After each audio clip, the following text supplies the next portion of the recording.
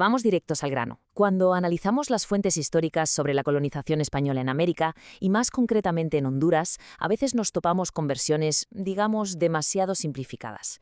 Pero la realidad documental es muchísimo más compleja y cruda. En este análisis visual vamos a desgranar exactamente lo que dicen los textos sobre los hombres que llegaron, la realidad que impusieron a sangre y fuego, y esas voces que, contra todo pronóstico, se atrevieron a plantarles cara. Es un viaje fascinante a una época que lo cambió absolutamente todo. Vamos a ello. Fijaos bien en estas palabras que sacamos directamente de las crónicas de la época. Toscos, ambiciosos, tiranos, codiciosos, salvajes. No estamos interpretando nada, ¿eh? Esto es exactamente lo que está escrito. Los documentos los describen literalmente así: crueles, desleales entre ellos, implacables. Arrancamos con esto porque es vital ponernos en situación. No podemos entender el impacto brutal que tuvieron al pisar el continente americano sin entender primero cómo eran, según sus propios contemporáneos. Pasamos a la primera parte, el perfil del conquistador. Vamos a ver su demografía y su carácter. A ver, las fuentes nos dan un dato súper específico y revelador. La inmensa mayoría de estos hombres que cruzaron el charco hacia América y Honduras tenían entre 32 y 35 años.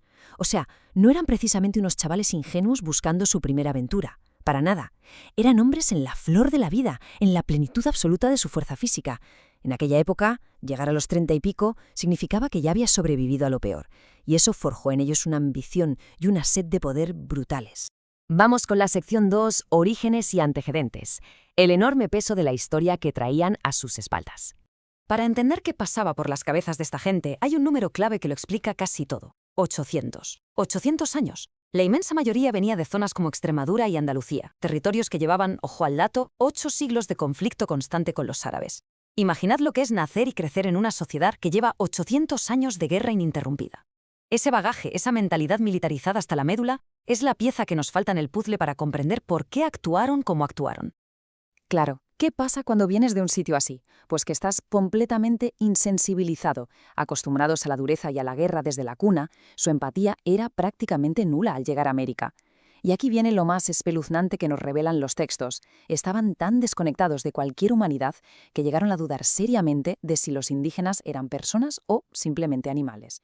Así de crudo. Y esa deshumanización total fue básicamente la excusa mental perfecta que utilizaron para justificar absolutamente todo lo que harían después. Entramos en la tercera sección, el trato a los indígenas. Los abusos que quedaron documentados para la historia.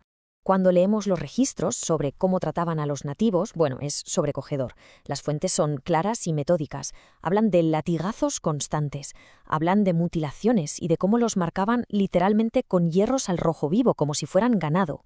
Según el texto, los usaban como bestias de carga, obligándolos a trabajar jornadas extenuantes, sin darles apenas nada de comer.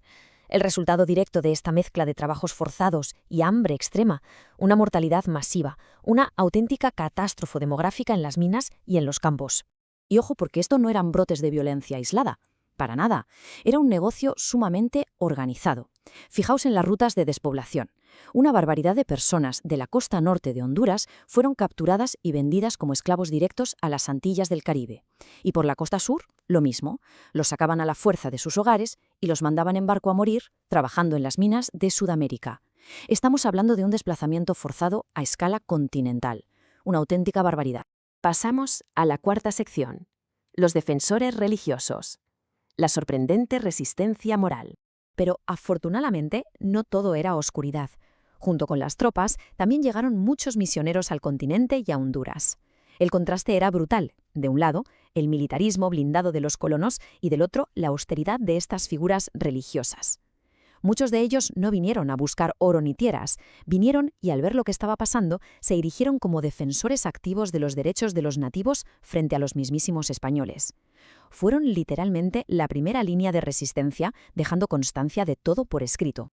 Y aquí es donde entra el inmenso poder que tiene dejar las cosas documentadas. El ejemplo más demoledor es el de Fray Bartolomé de las Casas. Su conocidísima obra, La brevísima relación de la destrucción de las Indias, es el registro exacto de cada una de las brutalidades que acabamos de comentar. Fue él quien denunció detalladamente cómo mutilaban, herraban y mataban de hambre a la gente en las minas. Y no eran simples quejas al aire, eran informes oficiales enviados directamente a la corona que hicieron temblar toda la justificación ética de las colonias. Un auténtico terremoto para la época. Última sección. Sección 5. Leyes y corrientes conquistadoras. Intentando poner orden en pleno caos. A raíz de todas estas denuncias, la metrópoli tuvo que reaccionar de urgencia, y así nace lo que conocemos como el derecho indiano. Ante tanto abuso, se crea este marco legal gigantesco con un objetivo muy claro: intentar administrar las colonias en condiciones. Lo más fascinante del derecho indiano, tal como nos dicen las fuentes, es que se aplicaba a todo el mundo por igual en el territorio. Hablamos de indios, mestizos, esclavos, criollos y, por supuesto, de los propios españoles. Fue el primer gran intento institucional de imponer orden jurídico sobre el caos de la conquista. Mientras estas leyes se debatían en despachos lejanos, en el terreno, la maquinaria no se detenía. Si echamos un vistazo a las rutas de las expediciones, vemos cómo fueron penetrando estratégicamente en Centroamérica. Trazaron caminos por lo que hoy son Guatemala, Honduras y Nicaragua, moviéndose tanto por las costas del Caribe como del Pacífico. Todo este despliegue nos da una perspectiva perfecta de lo enorme y metódico que fue el esfuerzo colonizador. Ahora, que nadie se engañe, porque este avance no se dio en el vacío. Se encontraron de bruces con una resistencia increíble. Las propias crónicas españolas nos detallan los lugares exactos de batallas campales contra líderes indígenas, como el famoso cacique Lempira, y fijaos dónde peleaban, en sitios durísimos como las Sierras de la Neblina, Priaira, el Congolón, el imponente Peñón de Cerquín y todas las montañas de Siguatepeque y Comayagua. Esa topografía montañosa e inhóspita fue el escenario táctico perfecto para que la resistencia indígena plantara cara a las tácticas europeas. Entonces, viendo todo este análisis, la gran conclusión es que no hay una historia unidimensional aquí. Por un lado, tenemos a individuos moldeados por 8 siglos de guerras que desataron una violencia sistemática, reduciendo a miles a la esclavitud. Pero al mismo tiempo, vimos nacer las primeras denuncias formales y leyes diseñadas para proteger a esas mismas poblaciones. Así que os dejo con esta pregunta para reflexionar. ¿De qué manera este choque tan abrumador entre la pura brutalidad y los primeros destellos del derecho humano y administrativo terminó moldeando los cimientos de toda América? Es una dualidad que sigue resonando en nuestras estructuras sociales de hoy en día. Muchas gracias por acompañarme en este análisis.